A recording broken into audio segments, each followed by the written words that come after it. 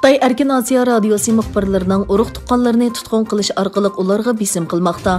Shulardan doktor Asad Sulaymonning bir aksi va bir inisining tutqunda ekanligi o'tirg'a chiqdi. Erkin Osiyo radiosi Asad Sulaymonning tutqundagi urug' tuqqanlari haqida yanama ilgirlab elib borgan aniqlashlari davomida uning inisi Qumul shahar Tangirtoq yesining yezi boshlig'i Ahmad Sulaymonning tutqunda ekanligi dalillangan. Tutqunni dalillagan soqchi uning tutilish sababidan davlat maxfiyatligiga yotadiganligi va uningdan faqat yezi darajadan yuqori rahbarlarning xabar topa oladiganligini eskartdi. Asad Sulaymonning aksi Ahad Sulaymonning tutqunda ekanligi dalillangandan keyin radio yana uning 4 yildan buyon izlariga g'oyib bo'lgan inisi Ahmad Sulaymon va boshqa 5 nafar navara qiyrindishi haqida aniqlash elib borgan.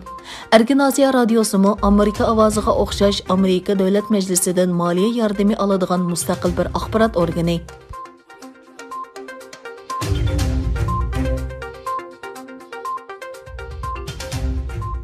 Birleşken Devletler Teşkilatı baş ştabida o'tkazilgan irqiy kamsitishni yo'qotish xalqaro kunida so'z qilgan Amerikaning Birleşken Devletler Teşkilatı'dagi doimiy vakili Linda Thomas Greenfield qulluq va irqchilikning dunyoning har qaysi joylarida ilham yuz berayotganligini bayon qildi. Birmada Rohingya musulmonlarga va Xitoyda Uyg'urlarga qilingan zulmni misol qilgan Greenfield Xitoy hukumatining Sharqi Turkistondagi Uyg'urlar va boshqa etnik va diniy asonliq millat to'piga qarshi irqiy qirg'inchilik va insoniyatga qarshi jinoyat sodir qilganligini aytdi. Xitoyning Birleşken Devletler Teşkilatı'da turishliq muavin vakili Daybing nutq tizimligida bo'lmasimi so'z qilib, Amerika vakilining ayblashiga mish-mish parang va boshdan oxir qip-qizil yolg'on ekanligini aytdi. Beng Amerikaning Xitoyning ichki ishlariga aralashdi deb ayblab, Amerikaning boshqa davlatlarga nima qilish kerakligini aytmasdan, balki o'zining razil kishilik huquq xotirasiga qarshi kerakligini ko'rsatdi.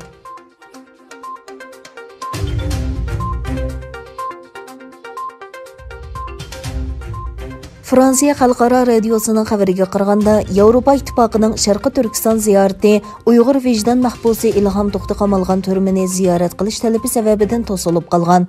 Yevropalik bir diplomat mazkur radio muxbirining ziyoratini qabul qilganda, Yevropa Ittifoqi vakillari 2014-yili bo'lgunchilik jinoyati bilan muddatsiz qamoq jazosiga hukm qilingan Uyg'ur ziyolisi Ilhom To'xti qamalgan turmaga kirishni talab qildi dedi. Xitoyning Yevropa Ittifoqidagi vakili Zhang Ming oldingi kunidagi bayonotida mundaq dedi. Yevropa Ittifoqi vakillarining Sharqi Turkistonni ziyorat qilishi uchun barliq o'rinlashtirishlar ilib berildi. Ammo ular Xitoy qonuni bilan ayblangan mahbuslarni yo'qlash qatorliq qabul qilg'ili bo'lmaydigan sharoitlar sababidan to'xtatildi. Birleşken Devletler Teşkilatı Kishilik huquq oliy komissari Michel Bachelet 2 oyning oxirida Sharqi Turkistondagi kishilik huquq vaziyatini mustaqil va atrofli tekshirishni talab qilgan. Uningdan keyin Xitoy tashqi ishlar ministri Wang Yi Michel Bacheletni 7-mart rayonni ziyorat qilishga taklif qilgan. Ammo Xitoy taraf izchil turda ziyorat qilishga bo'ladi, tekshirishga bo'lmaydi deb keldi.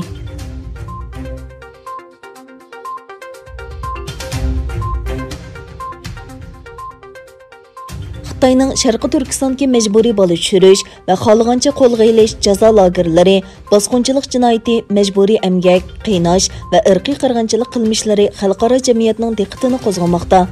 Amerika ishchilar uyushmasi va sanoat birlashmasi yaqinda Bayden hukumati va parlamentini Sharqi Turkistondan quyosh energiyasi mahsulotlarini import qilishni to'xtatishga chaqirdi. Reuters agentligining xabar qilishicha, yaqinda Amerika Emgakchilar birlashmasi va sanoat tashkiloti majlisining raisi Richard Trumpga Amerika tashqi ishlar ministri Antony Blinken va Amerika prezidenti Joe Bidenning davlat bexatarlik ishlari maslahatchisi Jang Sullivanga maktub yo'llab, Amerika hukumati va davlat majlisining Uyg'ur diyoridan import qilinayotgan quyosh energiyasi taxtasini man'iy qilishni talab qilgan.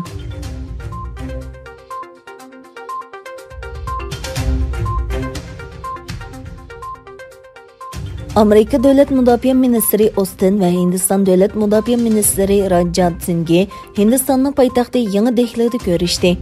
Austin Hindistonning S-400 havo mudofaa sistemasini setib olish jarayoni to'g'risidagi savolga javob berib mundaq dedi.